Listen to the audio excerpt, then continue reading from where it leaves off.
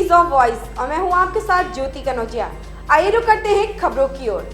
प्रवर्तन निदेशालय ने रविवार को बड़ी कार्रवाई करते हुए चीन के 2 नागरिकों को मनी लॉन्ड्रिंग के आरोप में गिरफ्तार किया है। चीनी नागरिकों के नाम चार्ली पेंग और कार्टर ली है। दोनों दिल्ली में रहकर चीन की कंपनियों के खिलाफ एक बड़ा हवाला रैकेट चलाकर भारत सरकार को करोड़ों के राजस्व का नुकसान पहुंचा रहे थे।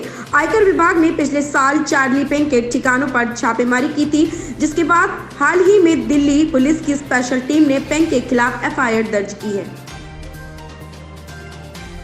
बिहार में अपराधियों के हौसले लगातार बढ़ते जा रहे हैं। राज्य में आपराधिक घटनाओं में इजाफा देखा जा रहा है। इंडिगो के मैनेजर रुपेश सिंह की हत्या के बाद शनिवार को वैशाली में एक वकील की कार में हत्या कर दी गई थी। अब ताजा मामले में जनता दल यूनाइटेड जदयू के छात्र नेता को गोली मार दी गई है। भारत समेत पूरी दुनिया में वैश्विक महामारी कोरोना वायरस को खत्म करने के लिए टीकाकरण अभियान चलाया जा रहा है। नार्वे में नए साल के 4 दिन पहले फाइजर की कोरोना वायरस वैक्सीन को लगाने का काम शुरू किया गया। नार्वे में टीका लगने के बाद अब तक 29 लोगों की मौत हो चुकी है और 75 लोगों की हालत गंभीर बनी हुई है।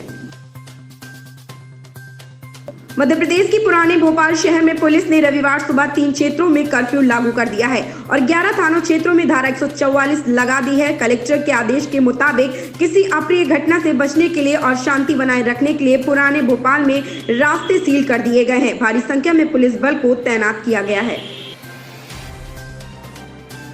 राजस्थान के जालोर जिले में शनिवार देर रात एक हादसे में बस में सवार कम से कम 6 लोगों की मौत हो गई। यह हादसा उस समय हुआ जब एक बस अनियंत्रित होकर 11,000 वोल्ट की हाईटेंशन तार से टकरा गई और उसमें आग लग गई। यह घटना रात लगभग 10:45 की है। प्रधानमंत्री नरेंद्र मोदी ने आज गुजरात के केवडिया में वीडियो कॉन्फ्रेंसिंग के जरिए स्टैच्यू ऑफ यूनिटी को जोड़ने वाली 8 ट्रेनों को हरी झंडी दिखाई है। इस मौके पर गुजरात के मुख्यमंत्री विजय रूपाणी और रेल मंत्री पीयूष गोयल भी मौजूद रहे। ये ट्रेनें केवडिया स्टैच्यू ऑफ यूनिटी से वाराणसी, दादर, अहमदाबाद, हजरत निजामुद्दीन, रीवा, चेन्नई और प्रतापनगर को जोड़ेंगी। देशवासियों को संबोधन में प्रधानमंत्री ने कहा कि केवडिया की पहचान एक भारत श्रेष्ठ भारत का मंत्र देने वाले सरदार पटेल से होती है। उन्होंने कहा कि स्टैच्यू ऑफ यूनिटी देखने वालों की संख्या स्टैच्यू ऑफ लिबर्टी से ज्यादा है। इन ट्रेनों के लिए केवडिया के आदिवासी भाई बहनों को रोजगार मिलेगा। अयोध्या में भले ही राम मंदिर का निर्माण अभी शुरू नहीं हुआ है, लेकिन राम नाम पर अवैध रूप से चंदा वसूली शुरू हो गई है। इसी तरह का एक और मामला शनिवार को मुरादाबाद में सामने आया है। श्री राम निर्माण निधि समर्पण समिति मुरादाबाद के अध्यक्ष ने थाना सिविल लाइंस में 4 लोगों के खिलाफ केस दर्ज कराया है। इससे पहले भी फर्जी रसीद छपवाकर राम मंदिर के नाम पर वसूली का केस मजोला थाने में दर्ज किया जा चुका है। कोरोना टीकाकरण शुरू होते ही पहले दिन शनिवार को देश में करीब 3 लाख स्वास्थ्य कर्मचारियों को टीका लगा है। टीका लगने के बाद कोविन वेबसाइट के जरिए इन सभी कर्मचारियों के पंजीकृत फोन पर एक मैसेज प्राप्त होगा, जिसमें अगली डोज लगवाने का समय और स्थान दोनों बताए जाएंगे। नए कृषि कानूनों को रद्द कराने पर अड़े किसान अपने आंदोलन को रबी फसल की कटाई तक नहीं खींचना चाहते।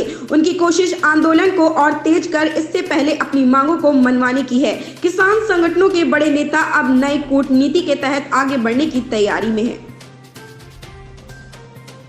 केंद्र ने शनिवार को कहा कि महाराष्ट्र के 9 जिलों में कुक्कुट पक्षियों में बर्ड फ्लू की पुष्टि हुई है और मध्य प्रदेश एवं छत्तीसगढ़ के एक जिले में कुक्कुट पक्षियों का मारने का अभियान चल रहा है। सरकार ने कहा कि कुक्कुट पक्षियों के अलावा उत्तराखंड, गुजरात और उत्तर प्रदेश में कौवा में तथा दिल्ली में कबूतर, ब्राउन फिश, उल्लू और सारस में इस संक्रमण की पुष्टि हुई है।